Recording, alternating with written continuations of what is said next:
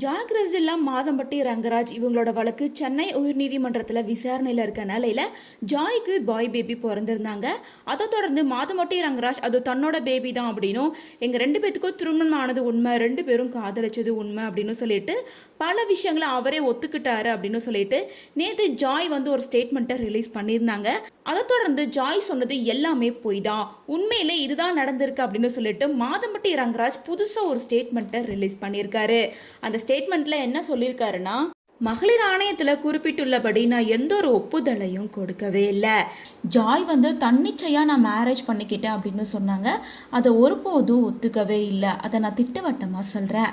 Joy என்ன அவதூறு செய்ததற்கான தனிப்பட்ட புகைப்படங்கள் மற்றும் வீடியோக்களை வெளியிடுவதா பல முறை மிரட்டியதால தான் இந்த திருமணம் மிரட்டலின் பேரில் நடந்துச்சு.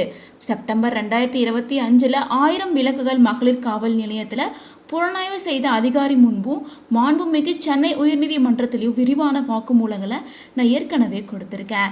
இந்த திருமணம் மிரட்டின் பேரில் கட்டாயப்படுத்தப்பட்டு என்கிட்ட இருந்து பணம் பறிக்கிற ஒரே நோக்கத்தோடு செய்யப்பட்டது என்பதை தெளிவாக நான் சொல்லியிருக்கேன்.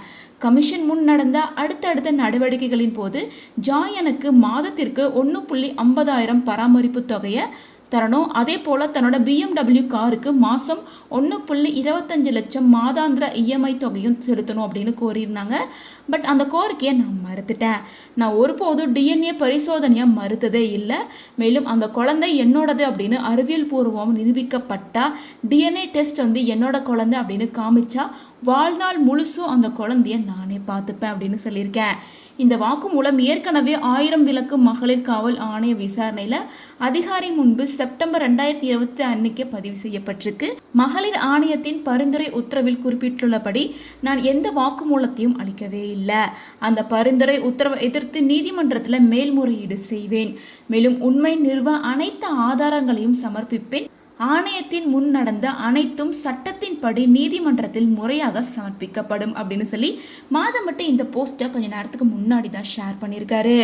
அதாவது மாதம்பட்டியோட இந்த ஸ்டேட்மெண்ட்டை பார்க்கும்போது நேற்று ஜாய் சொன்னது எல்லாமே பொய் அப்படின்ற மாதிரி தான் இருக்குது. நான் விருப்பப்பட்டு அவங்கள கல்யாணம் பண்ணிக்கல, என்னை மிரட்டி கட்டாயப்படுத்தி தான் கல்யாணம் பண்ணியிருக்காங்க. மேலும் இது என்னோட குழந்தை அப்படின்னு ஒருபோதும் நான் ஒத்துக்கவே இல்லை. DNA டெஸ்ட் படி நிரூபிச்சா கண்டிப்பாக அந்த குழந்தையோட ஒட்டுமொத்த செலவும் நான் பார்த்துக்குவேன் அப்படின்ற மாதிரி தான் சொல்லியிருக்கேன்.